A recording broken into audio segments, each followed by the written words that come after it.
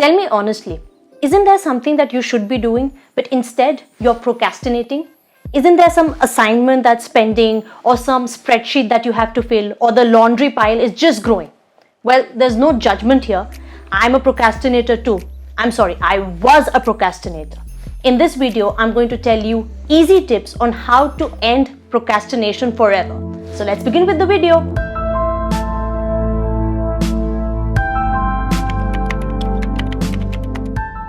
Hi fam, I hope you guys are doing really well. My name is Akansha and welcome to my channel. And as you saw from the trailer, I talk about mindset, motivation and manifestation.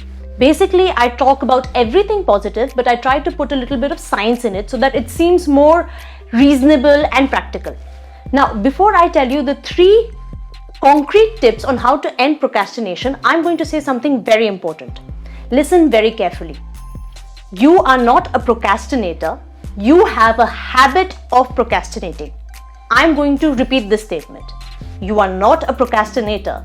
You have a habit of procrastinating. Now, why is this statement so important? See, if you start identifying with yourself as a procrastinator, you start thinking that it is your innate nature, it is inherent to delay tasks. But that's not true. Just imagine if somebody comes, like your friend comes up to you and they're like, let's go watch this movie that you really like. You won't delay that task, or let's eat this pizza right now, or do some task that you really enjoy.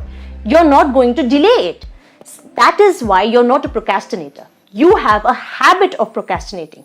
Now, if you start to realize that, you will also realize that like good habits can be made and bad habits can be broken, the habit of procrastination can be ended. Now, the second important statement that I'm going to tell you, which is very important to understand, is that procrastination is a result of ineffective stress management, which means that you're not able to manage your stress, and that is why you're procrastinating. Now, let us just dig a little bit deeper. Why do you procrastinate? What is the psychology behind it? Now, there must be some area in your life which is giving you a little bit of tension, which is causing you anxiety, like probably your personal life or your finances or anything. So you're already worried about that. And if somebody tells you in that state that you should fill that spreadsheet right now, you're going to be like, oh no, I can't do this. This is just too much for my brain. Let me just relax for some time and let me just watch some memes, or let me just watch a cute doggy video. And that's how you get into that vicious cycle of social media, and you start delaying your tasks by doing something which is absolutely irrelevant. Actually, you're not able to manage your stress, and that is why you're procrastinating. Now, stress management in itself is a separate video, but I'm just going to tell you a few easy tips. I'm just going to brush over it. Whenever you feel stressed, just check your body, okay, and just try deep breathing. So you can just be sitting anywhere, even in office, even if you're driving. Don't close your eyes if you're driving, and just breathe deeply. The second thing is that you should engage in some activity which is kind of stress relieving, like you could dance, you could paint, or whatever you like. And the third important tool is that you should exercise. A proper exercise regime actually helps to manage stress better. Now let us talk about the 3 concrete steps that you can use to stop procrastinating now and forever. So the 3 steps are: eat an elephant, avoid sirens, and train a puppy. Now what do I mean by these things? See, the reason why you're procrastinating is because you're usually overwhelmed by the length of the task, or the size of the task is making you feel as if you will not be able to complete it, and that's why you're procrastinating. It's a management of stress. So, for example, I'm going to give you the example of finishing an assignment. If you're being given a deadline and you have to finish a big assignment, you're just going to panic that how will you finish it? Instead, you eat the elephant. Now, there's this saying that how do you eat an elephant? 1 bite at a time. So you divide your task into easy, small pieces so that you can chew it better.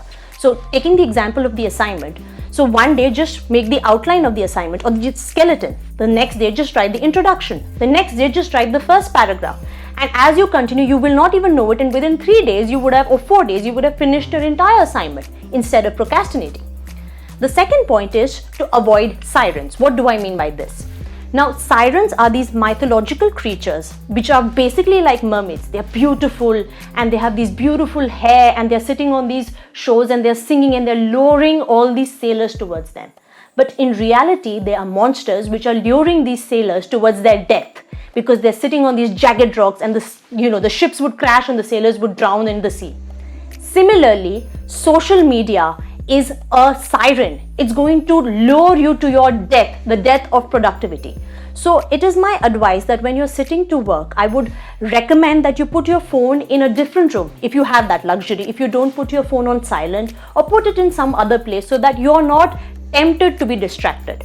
And because your work is already in easy bite-sized pieces, you'll be able to finish your task. The third point is to train a puppy. So what do I mean by that? The problem is because you have a tendency to procrastinate, you have a history of procrastinating, that's why your mind becomes conditioned. It's basic psychology that you start dreading work. So you need to change your perspective about this, and you need to create a positive reinforcement so that you actually enjoy working and you actually enjoy this entire experience. So what do?